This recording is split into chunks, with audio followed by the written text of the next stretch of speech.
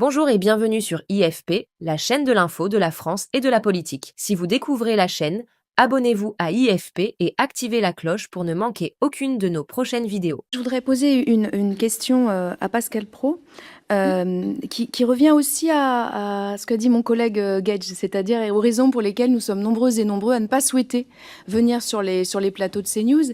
Et il s'agit de la façon dont les plateaux sont modérés, maîtrisés. Et j'ai mémoire, parce que c'est il n'y a pas très longtemps, qu'il y a 2 semaines, Monsieur Deloire est venu, d'ailleurs à sa même proposition pour échanger suite à la décision du Conseil d'État. Et je dirais que moi, l'atmosphère que j'ai vue sur ce moment, c'était vraiment un lynchage verbal.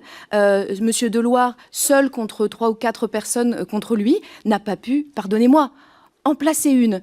Donc c'est difficile quand même de considérer qu'on respecte le pluralisme quand on considère que ses invités sont des punching balls.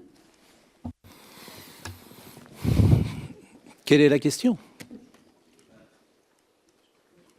C'est votre avis et vous avez forcément raison pour vous. Sur cet échange, je m'aperçois que tout le monde n'est pas d'accord avec vous. Que M. Deloire est venu sur le plateau, qu'on lui a posé toutes les questions possibles, qu'il n'a pas su y répondre, que à nombreuses reprises, je lui ai dit quel est le problème avec CNews, qu'est-ce que vous reprochez à CNews, qu'il n'a pas su répondre. Je l'ai dit tout à l'heure, j'ai dû faire 4000 heures d'antenne depuis 2016. J'ai vu ces derniers jours des montages de clash. Le dernier clash, je crois qu'il date d'il y a 3 ans, 4 ans. Bon. Évidemment, sur 4000 heures d'antenne, il y a parfois des situations tendues. Mais soyez certaine, madame, si vous venez sur mon plateau, et même si vous voulez que nous soyons que tous les deux, en tête à tête, je vous reçois avec plaisir. Et Polluant, vous avez bien sûr vous la réponse pour le rebond. Merci. Ben écoutez, moi je ferai volontiers un débat avec vous, mais sur une autre chaîne, avec un animateur qui saura, je pense, ah bah oui, mais moi ce sont mes conditions, pour débattre justement du pluralisme de l'information et de la façon dont à CNews on peut et sur d'autres chaînes, on peut ou pas avoir des débats apaisés, intéressants et constructifs. Merci. Donc, je vais vous poser une question à vous, Monsieur Praud. Est-ce que vous considérez que votre métier exige, par exemple, la maîtrise d'une culture générale minimale? Je vous remercie de cette question. Je pense que la culture générale est au cœur de ce que doit être un journaliste.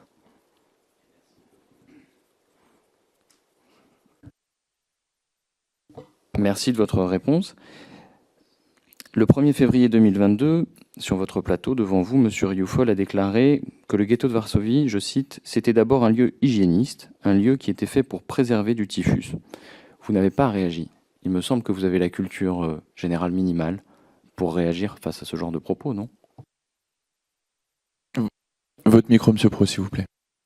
Monsieur le rapporteur, je fais 4 heures, 3h30 d'émissions par jour. Pardon? Je fais 3h30 donc d'émissions par jour sur CNews. Je fais donc à peu près 60 heures d'émissions par mois, ce qui fait 600 heures par an. Depuis 2016, j'ai donc dû faire 4000 heures d'émissions sur CNews. À chaque fois qu'on fait une erreur parce qu'on ne modère pas un propos sur un plateau, on s'en veut. Et ça arrive. Et ça arrive. Hélas. Parce que nous sommes des êtres humains. Donc c'est arrivé, avec l'exemple que vous citez, où j'aurais dû intervenir. C'est arrivé parfois sur d'autres plateaux. Pourquoi? Parce que tu n'es pas assez concentré à ce moment-là. Parce que tu n'es pas assez vigilant. Parce que, pour plein de raisons. Et c'est tout le travail du modérateur. Hier soir, par exemple, si vous avez écouté notre émission, J'essaye d'avoir un peu de dérision dans nos plateaux. Et j'ai modéré un propos qui était de Gilles William Goldnadel, et je lui dis, pensez un peu à moi, pensez un peu à moi, pensez un peu à l'Arcom, s'il vous plaît, pensez au modérateur que je suis, que Sonia est et que Laurence est. C'est notre mission de modérer tous les propos qui sont dits. Donc quand il y a une erreur, c'est mon erreur. La suite, vous avez fait l'objet de nombreux rappels à l'ordre et parfois de condamnations et de sanctions financières. Est-ce qu'il y a une ligne budgétaire dans le budget de la chaîne qui provisionne d'éventuelles sanctions financières? Aucune, puisque on en a eu 0 en 2023, une de 1 euro en 2022, une en 2021. Vous attirez mon attention sur le fait que l'Arcom en réalité n'est pas très rigoureux et qu'il devrait peut-être passer directement aux sanctions plutôt qu'au rappel à l'ordre, j'imagine. Une question, est-ce que le choix de passer à des formats de débat... Oui, je laisse finir le rapporteur, c'est le seul qui a la parole. Monsieur le rapporteur, vous êtes le seul à avoir la parole. Nous finissons l'audition dans le calme. Merci. Le fait est que vous n'avez pas compris l'objet de la commission d'enquête, monsieur Thierry. La commission d'enquête enquête sur le respect des obligations et sur les modalités dont on les fait respecter. Donc nous sommes fondés à nous prononcer, y compris sur les décisions de l'Arcom, aussi indépendantes soient-elles. Mais peut-être que cela vous avait échappé. Merci d'avoir regardé cette vidéo. Si vous avez apprécié cette analyse, pensez à vous abonner à la chaîne IFP et à activer la cloche pour ne rien rater de nos prochaines vidéos. N'hésitez pas à laisser un commentaire pour partager votre opinion et à mettre un j'aime si ce contenu vous a plu.